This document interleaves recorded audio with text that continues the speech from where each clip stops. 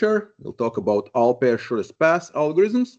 But first and most importantly, of course, we'll talk about the final project, right? And I know you all want to know that. It's going to be extremely similar to what was last year's. So let's go to Gala projects, right, or labyrinth, right? So you have a maze. And again, a reminder, you can be up to 3 students can do this task together. It's a program and also some analysis. So it's code plus analysis. Again, one of the things is if you submit just pure code, right, and pure solution, that's not going to get you the most grade. I want to see the complexity analysis. I want to see your thoughts on this this problem, basically, and your approach, how you solve it, your chain of thoughts, so to say, right, to use LLM terminology, right? So, but the task is relatively simple, right? You have a starting point S, and you need to find G goal as quickly as possible, right? So least steps and collect some coins. So what are you trying to minimize is the number of coins collected. So it's not the most coins, not the most gold, but the least. So the minimum distance, right? The minimum weights, really, right? So you have vowels X, right, or lava, whatever you want to call them, right? And each cell is 0 to 9 value, right? Moves are 1 unit each, right? So you are, so to make things interesting, you are allowed to move diagonally, right? So outside maze is lava or walls, right? And you are allowed to use any normal programming language, right, which I can read, hopefully, right? So, you know, any C family languages, of course, but also Python, of course, and pretty much anything that works. And again, use some external assistants, right, or your friends or ChatGPT, you want references, right? The kind of prompts you used, if you use them, right? So again, so little or no comments, that's going to be less grading. Now, so what do you want to submit? So source code, single file with single file solution, or a zip file with zip file. 1 second. 1 second. And so I want to also see the time and space complexity. Again, remember, you usually involve some sort of probably vertices or maybe number of cells or maybe dimensions, something that is variable, right? It's probably not going to be fixed, probably not going to be all one, right? Because the bigger the maze, probably it take you a longer time, probably use more memory, probably, right? So, and again, you're probably going to be using some common algorithms, but remember, they have different implementations and different complexities, right? I love if you submit also a link to your code repository, you know, it could be GitHub or anything. So it makes my job easier, right? So, and again, reminder, submit solutions. So there's going to be a zip file, right? With 3 mazes. We're going to look at them, right? So let's look at an example first, right? So, because again, if there's obviously there could be multiple solutions, but I want to see the solution with the least coins collected. You get to the goal, but you spend the least gas, or spend the least time, or spend the least I don't know, mileage, right? So let's look at this very simple example, right? So this is how maze is represented, right? So you have G, that's your starting point, and you want to reach S. And in this case, there's only one very obvious solution, right? You're going here and you reached here, right? Simple example. But what do I want to see as a result, right? So, or end result is here, right? That's our, no, actually reverse, sorry. This is starting, this is goal. Okay, but it doesn't change anything in the solution. So we start here, right? We go 6, 1, 3. And this is an important point. We skip 8. Why? Because we are allowed to make diagonal moves, right? So next thing also, we skip 6. Why? Because we are allowed to make diagonal moves and we can move to the 4, right? Then 7, 3, 0, 0, of course, 5, and goal. So that's what I want to see. So this particular puzzle, the optimal solution would be 33 goal size, goal, whatever you want to call them, right? Units, right? So, so group sizes, again, another thing in your code, of course, again, technical issue, mention your group mates, right? If I see source code, it's only you, I assume it's only you who did it, right?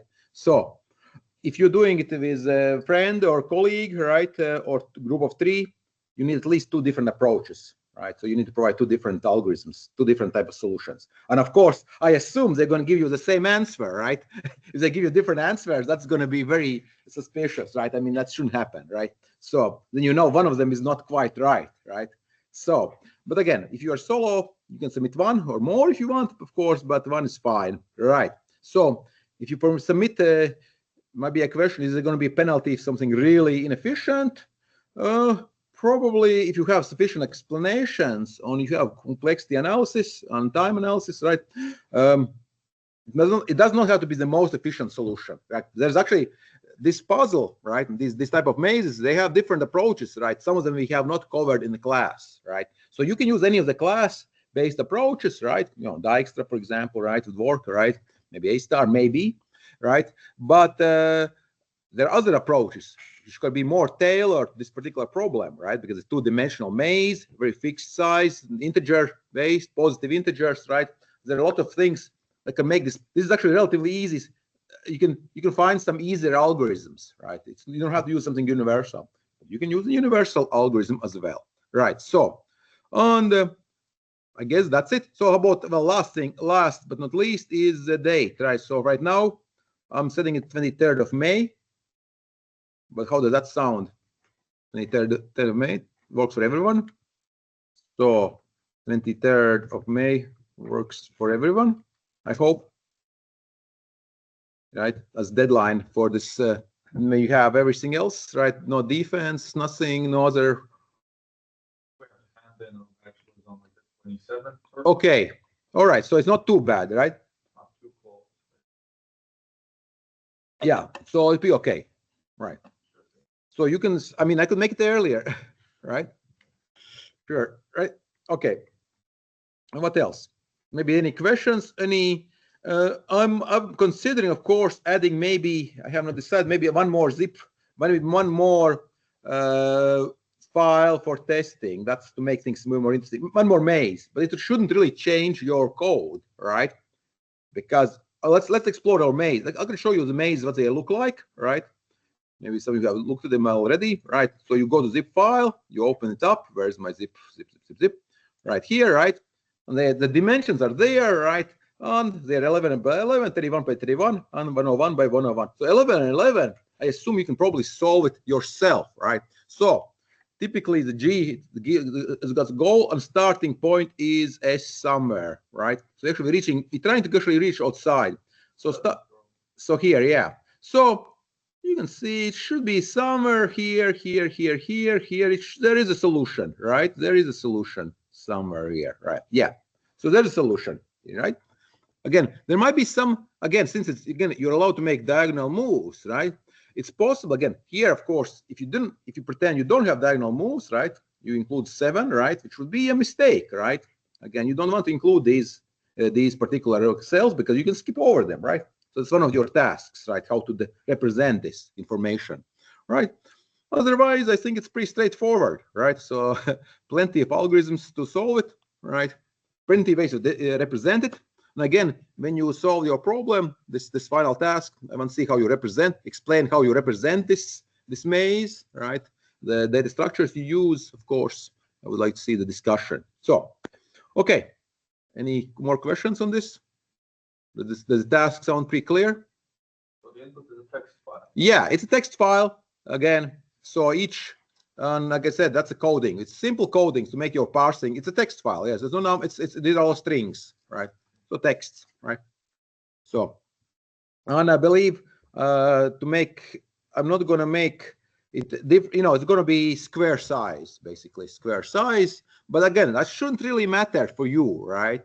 If you, I might decide to make something like rectangular, maybe it shouldn't really matter, really, right? So, okay. All right, any questions on this? Hopefully we are clear on this.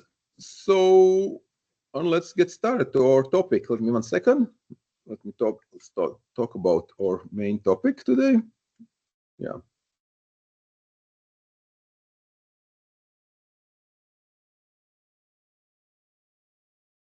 Okay. Now, so in our previous lectures, we talked about Dijkstra shortest path algorithm, right? which is single source, right? Single source shortest path to all other vertices or nodes, right? We talked about A star, which is what happens with A star.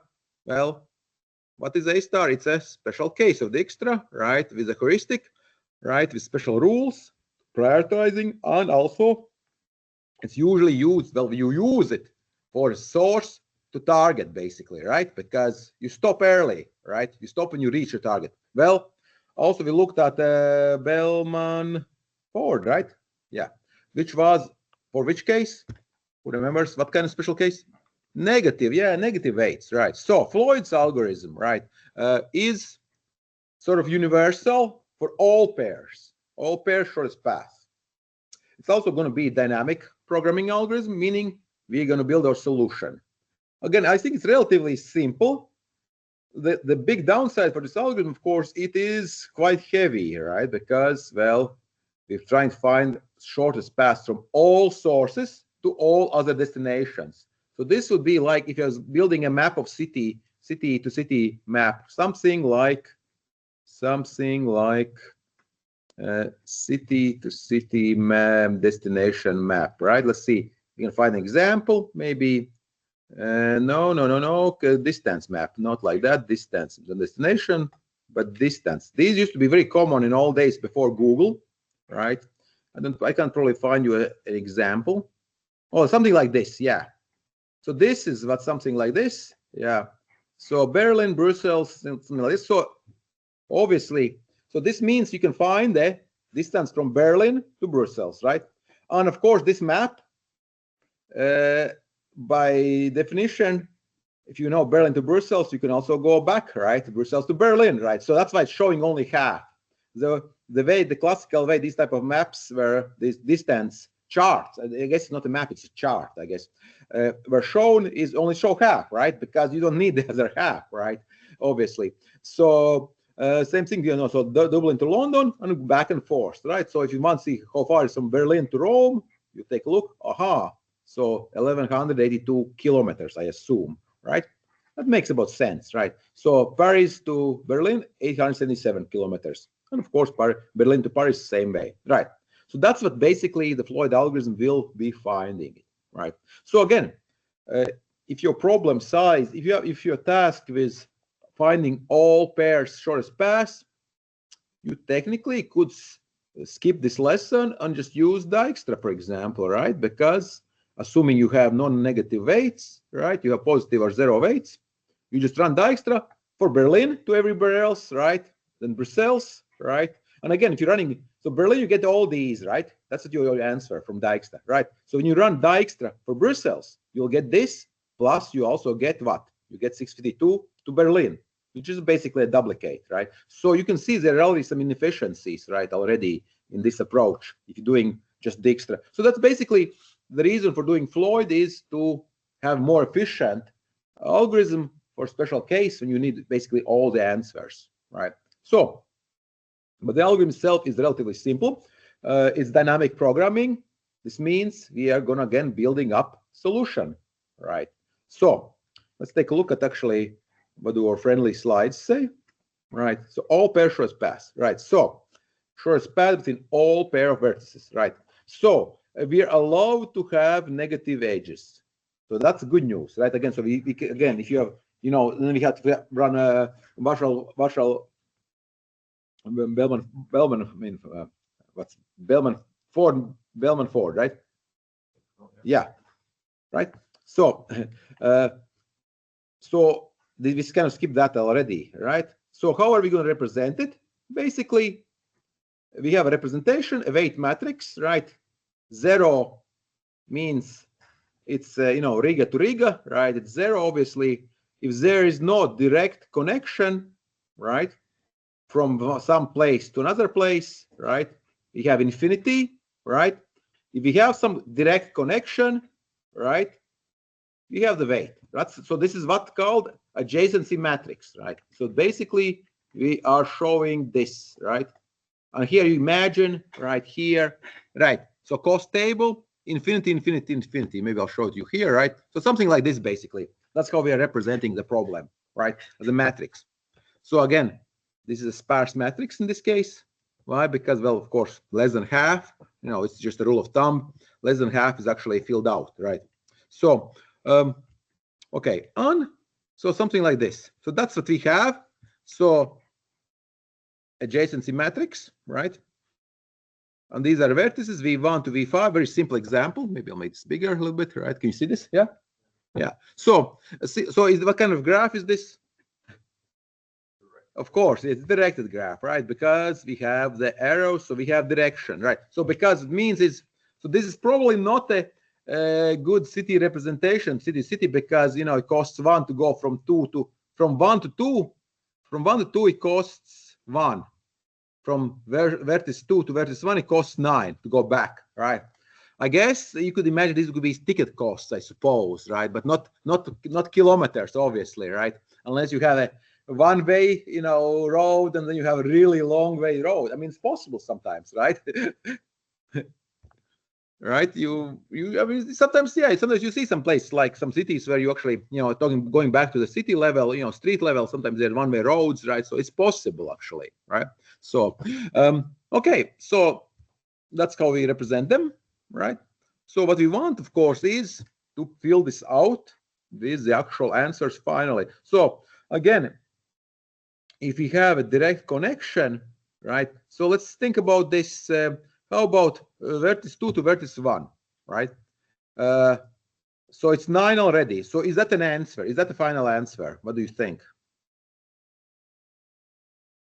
No. Why is it not? Do you see the better solution? I think from V2 to V4. Yes. Yes, and that cost total is 233, right? So that's a challenge, right? Okay, so the starting weights are not necessarily the shortest weights. We might have some super shortcuts, basically, right? Some portals, whatever you want to call them, right? So we might have some better weights. So yeah, so that's we'll need to figure out some way to update this, basically, to include some, well, the idea is to include some extra vertices in our weight calculations. Remember how on our Bellman-Ford, we were able to, Bellman-Ford, we used to have an edge, right? We had more and more hops, right? Edges, basically. How many edges are we allowed to use, right? So this time we'll take a slightly different approach. We'll be adding more and more vertices to our calculation, basically. Kind of similar approach. So this is the approach, right? So we need to deconstruct this problem in terms of smaller problems. So we are going to be restricting our path to include vertices only from some restricted subset, basically. So initially, we don't have any vertices we are allowed to use. So we have no vertices, but we do have sort of like initial starting state, right? So idea is to basically add each vertex one by one, until we include all vertices in our solution, basically. So kind of interesting approach, yeah. 1 second. Yeah. 1 second. All right. So incrementally, we'll be increasing this until we reach all the vertices. Like I said, I think again you'll see this is pretty easy to code now. So we have a subproblem. So some length, right? So you have some distance from I to j, right? Some iteration k, right? So basically, only using vertices from 1 to k, basically. That's what we define it as, right? So D0, right, when we have no vertices, right, this means we have the starting weights just like here, right? That's our starting point, basically, right? And after k vertices, meaning we reach our goal.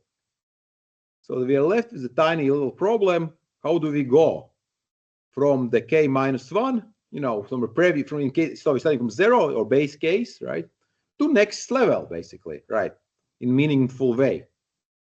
And again, the old friend, the triangle inequality, right, or search, right, we have two cases again. So basically, right, if this new vertex does not help at all, we don't need to do anything in this particular case, right?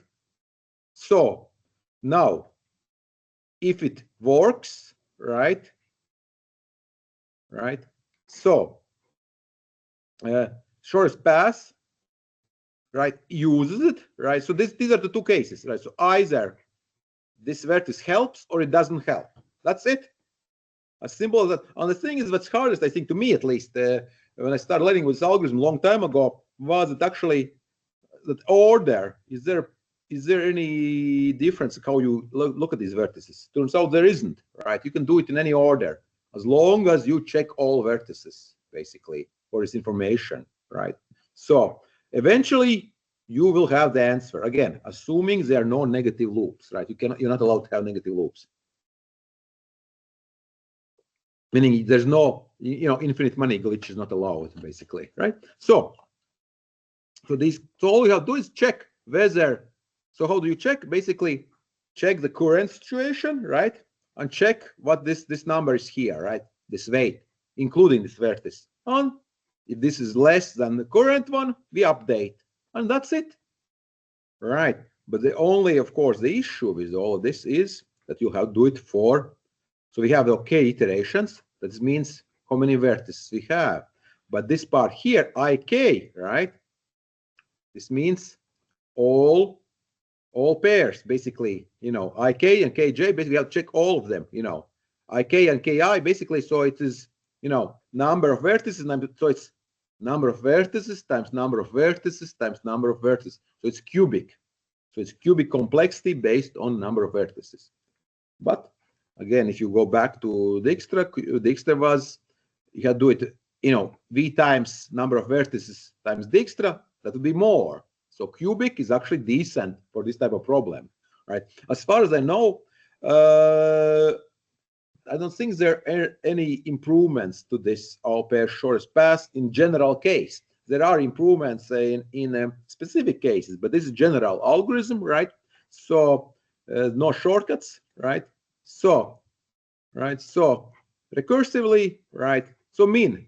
So either. So we define as the minimum of either existing situation or the new improved vertex, basically, right? So two cases, basically, right? This is what we have already, and this is a new potential helper, right? If it doesn't help, so what can we think of it? So if it doesn't help in this path, we don't include it. That's it, basically. All right. Now, so how do we, right? The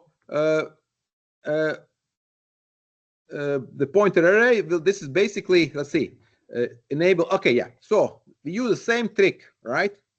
So each time we do an update to our shortest path, of course, we provide where do we have to go through, right? Where the path goes through. So why is it important? Because then we can reconstruct, basically, right? We don't have to store the full path. We just store the last entry, basically, right? And then we can reconstruct, because for each path, each location, we'll be able to reconstruct from the previous location. So going backwards again. So recursively, we can go backwards, right? On so we can, that's we can update the path. So same trick. So here is the algorithm in pseudocode, right? I'll show you also implementation in Python in a moment. So all pairs, initialize the array, right? The weights, so basically assign the weights, and of course we don't have the paths, we just have array of paths. This should be a matrix also, by the way, right? Right, because two dimensional matrix, or could be a hash map, right? The data structure is up to you, whatever you want to use, right? You could use also a hash map based approach. Why? If it's sparse, you still need to store all pairs. So probably matrix, you still need to do a matrix, probably, right? So, but some case there might be some approach where you might save some memory if you use a hash map, dictionary based approach, right? But of course, classical two-dimensional arrays, matrices are fine to use. So again, we see here, this is such an easy algorithm, because why? And such an easy algorithm to analyze. Why? Because you have 3 loops. They all are based on n, and n represents the number of vertices. So it's classical cubic, right? Plus, of course, well, it's only cubic. Well, of course, what you have to do is this. When you analyze this type of algorithm, you check what type of, is this depends, does this depend on size of, you know, I and J? Not really, right? Assuming you're using decent this structure, right? You know, a hash map or, you know, dictionary type based or two-dimensional, these access should be all of these should be constant time operations, right? You know, theoretically speaking. And so the complexity is, you know, n squared. So how about memory usage, right? Well, we need at least the two matrices, right? You know, for the pass and also for the distances to update. Now the question is, do we need another matrix? Do we need another matrix to update? And this is kind of tricky, but if I remember correctly, that you can skip, you can do it all in the same, you can overwrite. And that takes some thinking through, because you might think, okay, if I overwrite something, am I not going to be using it for next time? Like maybe partially, you might be using already updated values, right? This is a little bit tricky. Of course, if you want to be safe, you could use two matrices first time, right? So, right. So let's look at this extremely simple example. Let's start with this really simple example, and then I'll show you more complex ones afterward. So this is a ridiculously simple because we only have 3 vertices, right? And how many edges we have? We have 4 edges, right? Do we have any negative loops? No, but we have a negative path, right? So first of all, let's think about this. Can you go from any to any? Well, yes. Yeah, it looks like we can, right? Because all the arrows, at least in some way, no matter where you start, you can go to every other vertex, right? Okay, so these are starting points. Initially, you don't have from 3 to 2. No, you have from 2 to 3. You don't have a direct connection, right? And also from 3 to from 3 to 1, you don't have direct connection, right? But we'll get there. Okay, and also these are our paths. This is how we go through, right? So obviously from 1 to 1, 2 to 2 to 2, and 0, 0, right? These are our, you know, cities, right? Which we all can reach immediately, like, or this path here, right? That's what we have here. So let's get started on our first iteration, right? So D1, right? So let's check. So we are going to use vertex k is equal 1 to make things simple. We use this one for improvement. So we can use this to update. So, and this turns out, I think we need to do only 2 changes, I believe, right? Yeah. So we check 2 to 3, right? Well, we only have, first of all, why? Because we only have to check 3, 2 and 2, 2, 2, 3, because 1 is already, we don't want to have 1 is not, you know, it's not part of the solution, right? We're checking for 1. So we check. So currently from 2 to 3, we don't have any paths. But if you go to 1, right, we have infinity, but we have what? 2 to 1 is 2, and 1 to 3 is 5, that's 7, and minimum of infinity and 7 is 7. So we can safely have a new entry, 7, right? And that makes sense. So how about the other way? From 3 to 2, we have minus 3, right? And well, from 3 to 1 is infinity, right? Currently, right? And also from 1 to 2 is 4, right? 1 to 2 is 4, right? But that's still 3 to 1 is infinity. So minus 3 obviously is the winner. So we don't do anything, right? So, but what we do is now we have new addition, right? In our path. So we say, okay, from 3 to 2, right? We have to go through 1, right? Makes sense. Right? Okay, so that's our first step. So we'll check the second vertex. We'll check our second vertex, right? That's our current situation. We can check 3. So we're going to check what? From here. So from 1 to 2, it's currently 4, right? Right? Or no, sorry. So, oh no, this is vertex 2. I forgot which one is which. Yeah, so we're checking this one here. Okay, so 1 to 3. Is that correct? Yeah. And yeah, so 4 and 7, right? That's not an improvement. We keep the 5, right? However, how about 3 3 to 1. 3 to 1. Currently, we don't have a way of getting there, right? It's infinity. So we have -3 and 2. We have pretty nice, short, actually, subsidized flight. -1 is negative weight a problem? No, it doesn't seem like a problem, right? Because why? Why it's not a problem? Do an update here. Do this here. Right. So we can update this, right? Do -1, right? So from we didn't have a pass, but if you go through 2, -3 and 2, right? So it's -1. And of course, we have to make a marking. If you want to reconstruct the path, we have to go through the vertex 2, right? Here. Right. Okay. Now we need one more, right? We have to check the tree to do for algorithm to be complete. We have to check the last vertex, right? So, right. So we can use any vertex. So this is going to be the final solution. So our current state 042, 205. So will we have an improvement? Let's take a look from 1 to 2. Currently we have 4, right?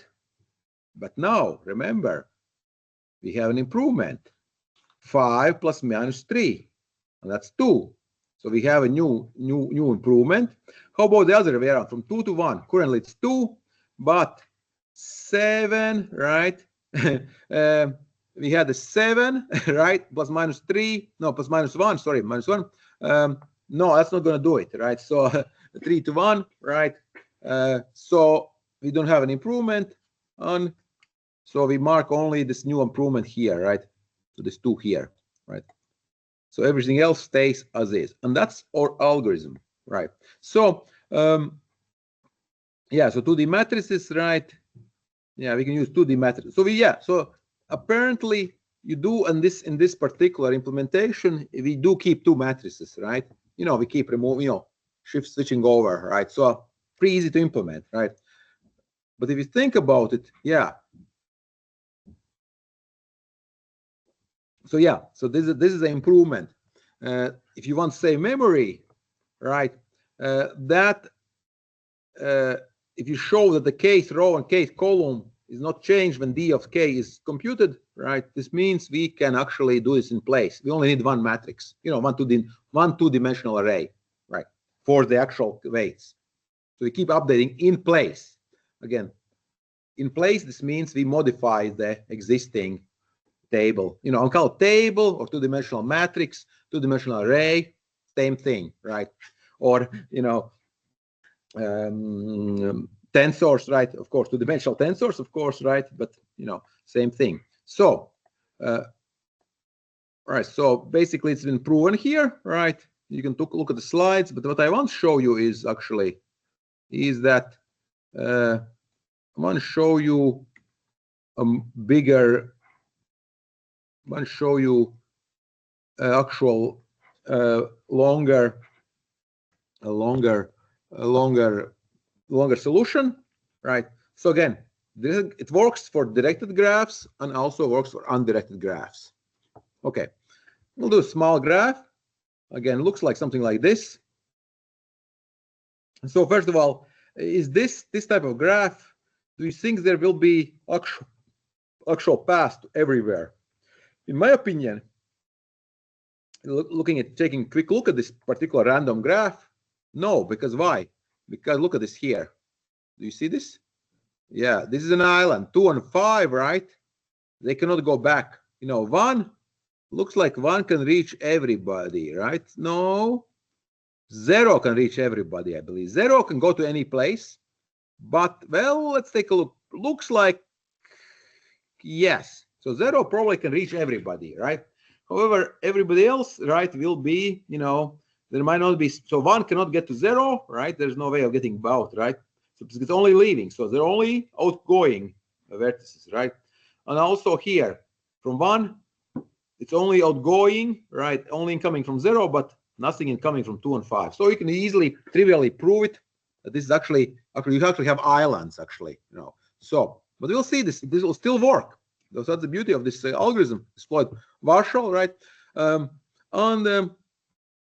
Let's take a look slowly.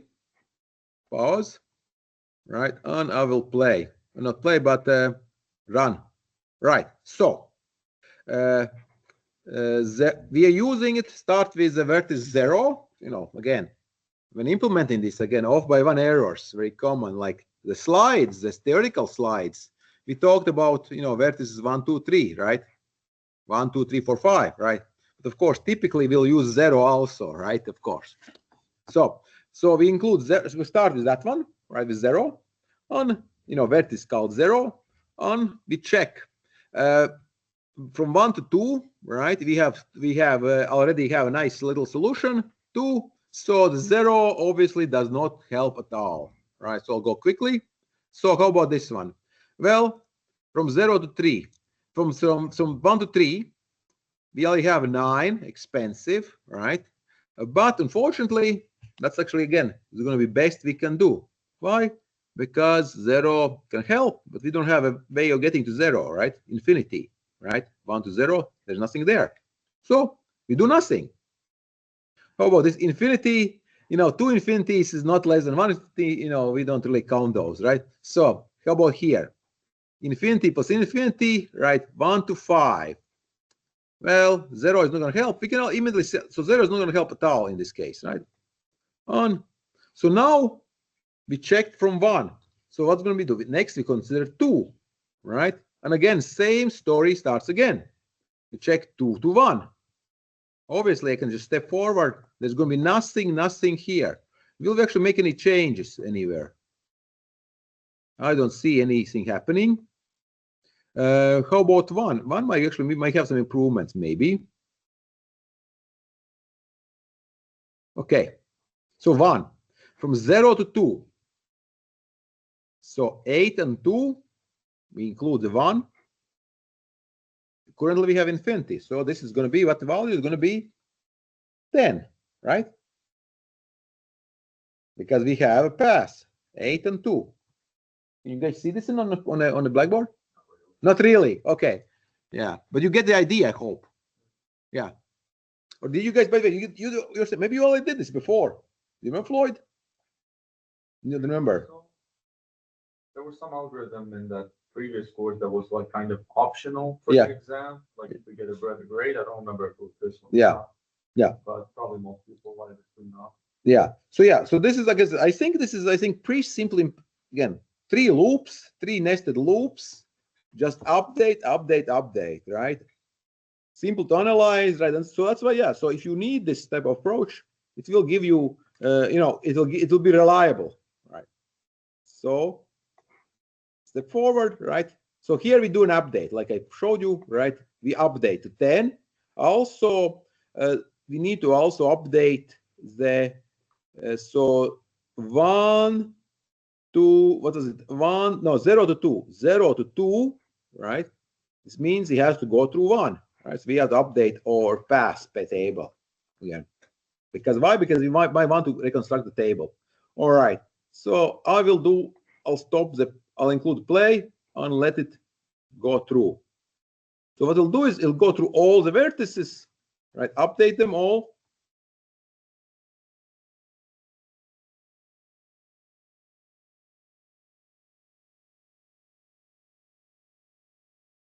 So now we have to do check 2. There's some improvements already. But mostly, of course, the improvements will come from the infinities. We have some infinity, right? Meaning we don't have a pass yet. If you find the pass through all of these, so hopefully you can see how it updates. So if you have a partial pass, when these pass meet eventually, right, you will build the actual full pass, of course, right? So by going by adding to this number of vertices you're allowed to use or allowed to use for a calculation, eventually you'll have a full solution.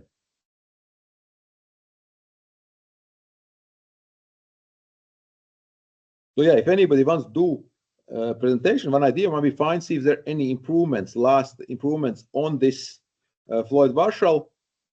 For special cases, there are some improvements, but again, mostly dealing with, of course, if you could skip somehow all of these, if you're dealing with sparse graph, you see how it's very inefficient because we don't really have a way of skipping all of these extra, these completely useless checks, but we have to do them, right? So now look at all. So 6, so 5. No, 6 is getting a lot of information added actually, right? Because part of the solution. Now we'll have 7, right? I'm gonna update. And then you have 8. Will 8 help?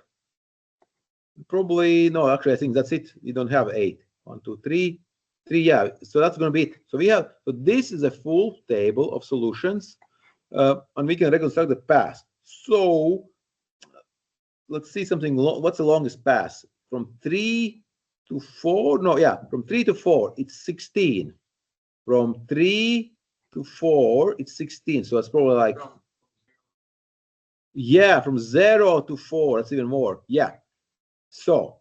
Oh no, never 7 to 2. Oh yeah, that's the hardest pass. So 2 is here, and where is 7? Here.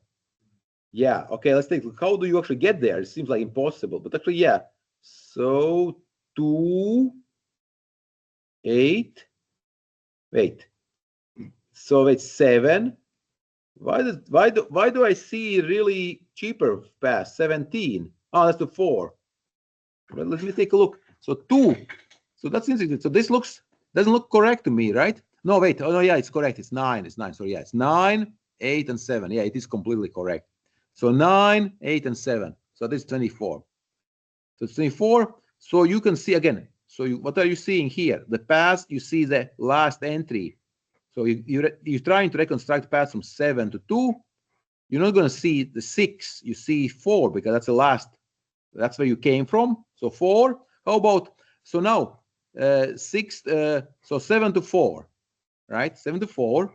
You check 7 to 4. You have to go through 6. So you added 6 here. And then, of course, 7 to 6, obviously 7 to 6, right? Well, this means we have direct connection. -1 represents direct connection, basically. So one thing I don't like the past table, of course, is that obviously -1. Jimmy? But doesn't that just mean the same number? Yeah. Because I think -1 means non-existent. Well, that's the thing. In the past table, in this case, it seems like I don't like this representation because -1 represents two things. Either there is no connection whatsoever, right? Or we have direct connection, because let's look at this here. 0 to 0. We obviously have, we are, we always there. So how about 0 to 1, right? Yeah. So 0 to, okay, yes, but this is improvement. 0 to 1, it goes through 1. But how about 1 to 2, right? 1 to 2, right? It goes through 1, of course, here. Wait, let me see here. 1, 2. Yeah, it's just the same number. Yeah, it's the same number. Yeah, it's the same number. So, okay, so 7 to 6. 7. Yeah, 7. Yeah, it's his number here. So it's correct. It's 7. Yeah. So yeah, you can reconstruct. So it's correct. So everything was correct. So if there's direct connection, you see where you came from, which means, of course, the originating vertex. Right. So that's your solution. Okay. Last thing I want to show you today is the actual how you do this in Python. Oh, let me reconnect.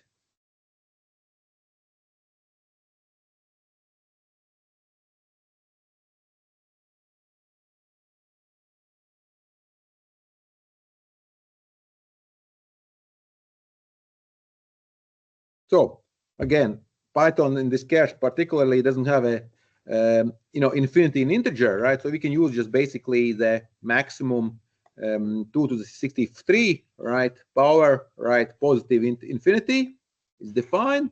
We can use that as a placeholder, basically, right? So we initialize infinity, system max size, right? I mean, obviously we could use something 999, but of course that means if your graph does not go over 99,000, right? So, and then the solution is really easy to make. So we input graph as a matrix, right? Verbose, we can randomize the vertices. It shouldn't really matter, right? So because I had this parameter to show you that actually no matter the order of how you check the vertex, does not matter, right? So that's kind of really interesting, I think, result, right? But that's the way it should be, right? So we count the rows, right? Length of our graph, right? And and we need to set up the vertices. So we copy the graph, right? Distances, right? We don't want to check we don't want to change original or past directionary, right? On hello there, welcome back.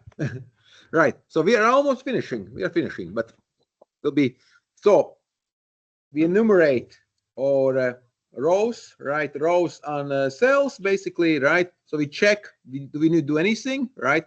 So if we have direct connection, right, we add the pass, of course, right? If cells less than infinity, right, we add the number, the value, right? So we have direct connection, right? And also, if there's no connection, right, then of course, -1, there's no pass. So this should follow strictly what we were doing here, right? -1. So it should be very close to that implementation. Now, so if we are both, I'm going to print something, right? Yeah. So if I add a randomizer, for random, right? I can shuffle the indexes. That's for the how I'm going to traverse through check all the vertices, right? So then I go through all of them, right? For k in vertex index, so then I check both of them, right?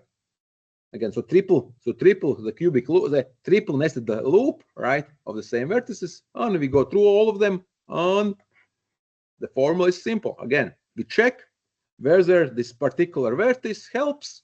If it does, we make addition, and also we add this here. So this is so this here actually my randomizer does not work. Apparently the k will not work, and let's see why not. I think because the index, I shuffled the indexes, I think. Yeah, I shuffled the indexes, so it might not work, right? So, but otherwise, without the shuffling, it works, right? So let's take a look. And also we have print, just printing solution, print the pass. And again, pass, just basically have to add the pass, right? And let's take a look at some simple. So this is extremely simple path graph. So 4 vertices, right? So we have 10, 1, 5, 3, right? So first of all, is everything reachable? Well, can you reach 0? No, right? Because only outgoing. It's only outgoing, so 0 should not be reachable, right? However, 0 should be able to reach everything, right?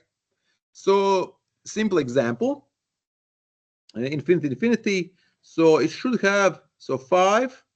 It should have this here should be replaced by what number? By probably 8, I think, right? 5 and 3, right? I think, right? I'm just trying to remember. If, that seems reasonable. How about the number 1?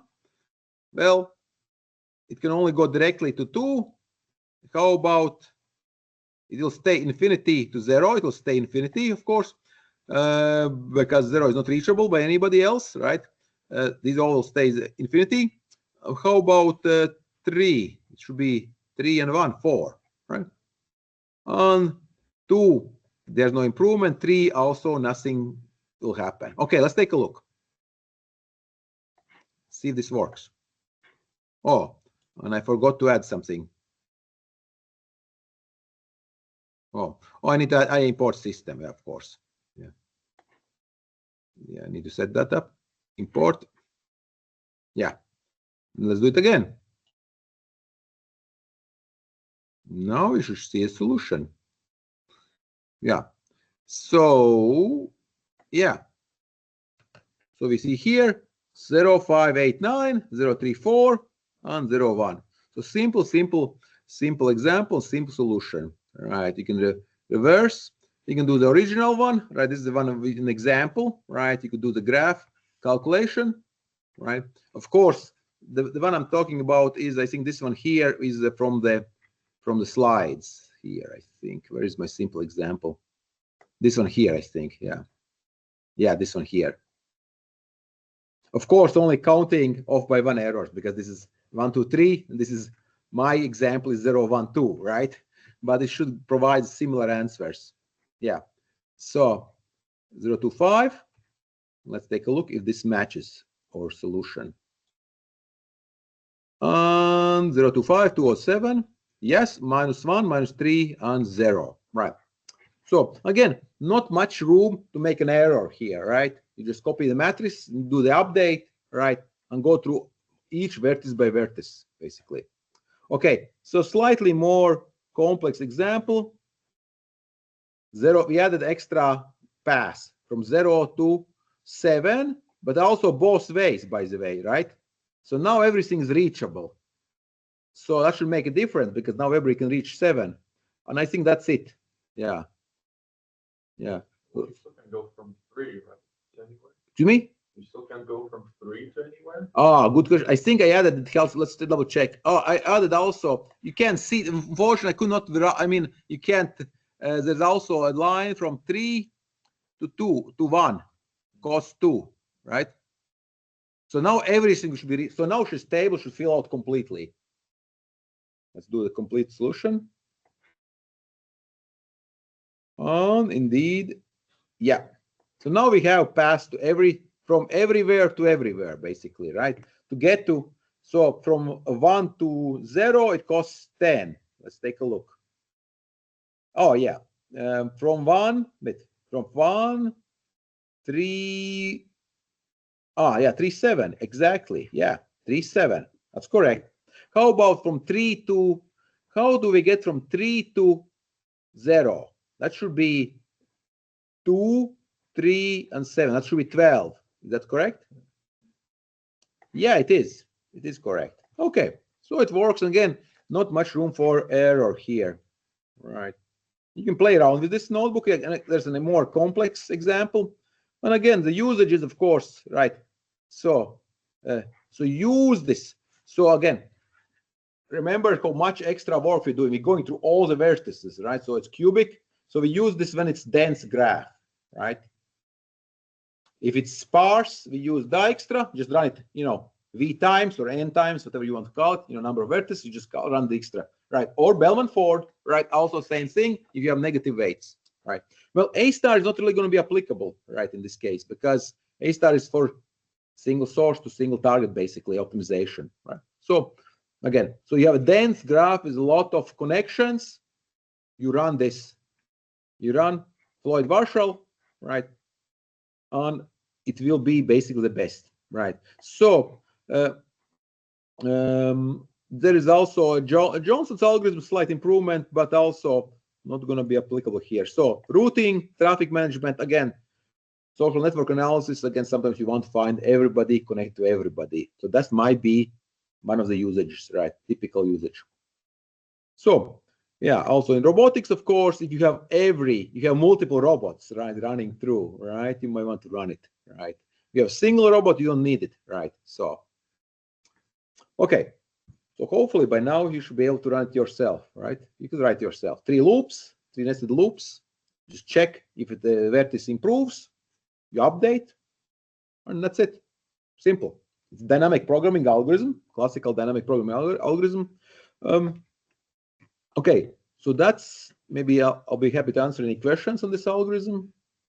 By the way, those who joined late, we also talked about our final project, right? It's available in the recording. So the final project is going to be the maze. I mentioned that, right? Could you maybe repeat like what each of the 3 loops iterate through? Okay, yeah, sure. All right. So when we go through this here, let me go here. So this is the algorithm, right? So the first loop, right, represents the vertex we're going to check for inclusion in our calculation, right? So we check, okay, is this vertex, we're going to be checking, let's say, vertex number 55, right? Is this going to help us to every other vertex, actually, right? So this pseudocode actually means in this part here, these 2 loops, we don't really need to check that particular k, by the way, right?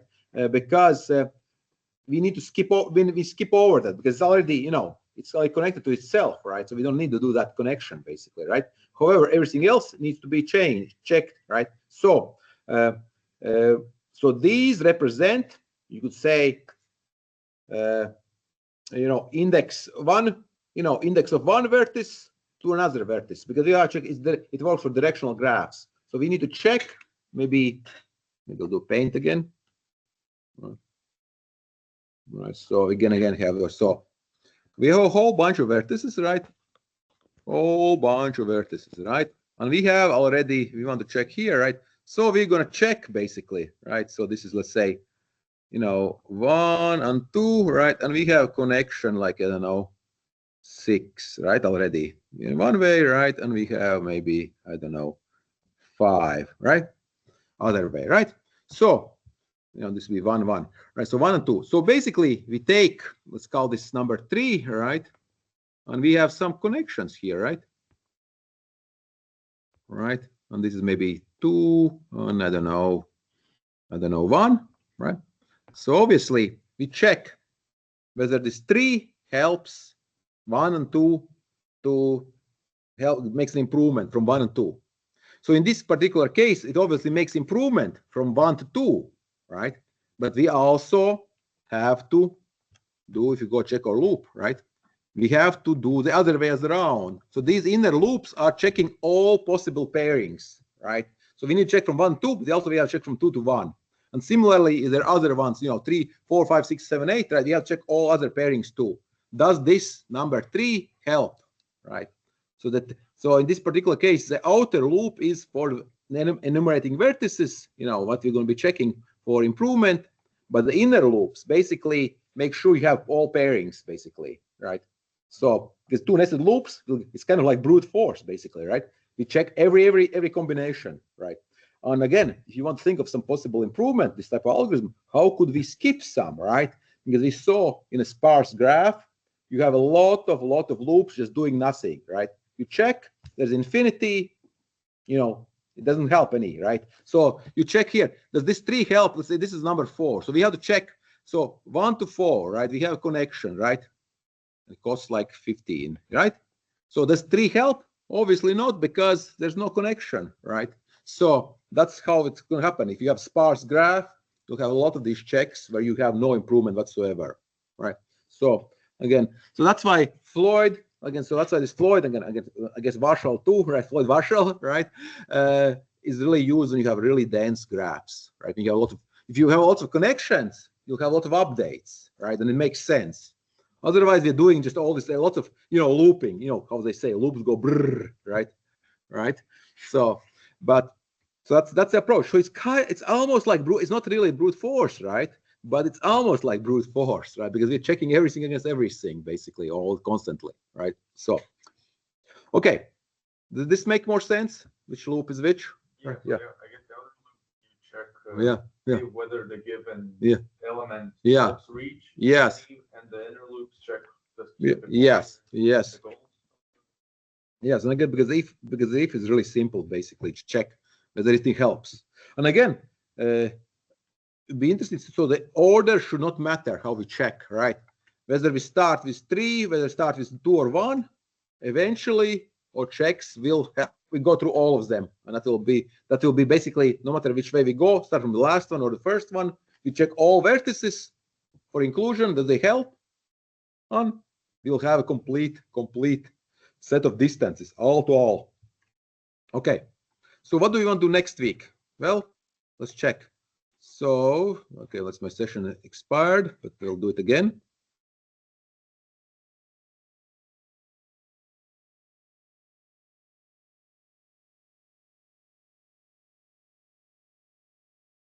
We have a few more graph algorithms. And let's see here. Greedy, all pairs. And now we look at network flow. It's a little bit different thing, but I don't know, do you guys talk about network flows in your other class? Anyone remember? Sending like pipelines of gas or oil or whatever, or electricity, no? I remember the name for flow or something. But yeah, that was the one that was kind of optional. Yeah, maybe that's one. Yeah, network flow, right? It's not it's for maximizing some, not for minimum distance. It's for maximizing sending something, right? For shipping. Yes. Do you remember it? Was it optional or was it required? Okay, so you remember something like. Okay, we'll go through it again. Right? So that's one thing, and also of course the Yes, it's a transportation algorithm, basically. How much transferring the most stuff from one place to another place, right?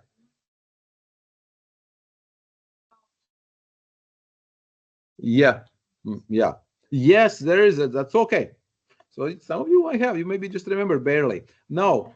Yes. We'll talk. Okay. Then all these things we'll talk about go different direction afterwards. We'll talk about parsing algorithms, right? Some string algorithms as well. String searching algorithms. Um, I know you have talked that'd be a different course probably, right? You have talked about string searching algorithms. Maybe. Probably. Okay. All right, that's good. But and how about, well, probabilistic analysis and randomized algorithms? You talk about that a little bit? Maybe not. Hopefully not. Right. So we have something more. So yeah, we'll talk maybe again time. We'll see if we're getting close to or so 29th, 6th. I think that's not a holiday. And we have 13th, right? That's three more lectures, I think. I don't know about the 20th. Maybe I don't know when the calendar ends actually, right? So we have probably 3 lectures for sure, right? So, all right. Okay.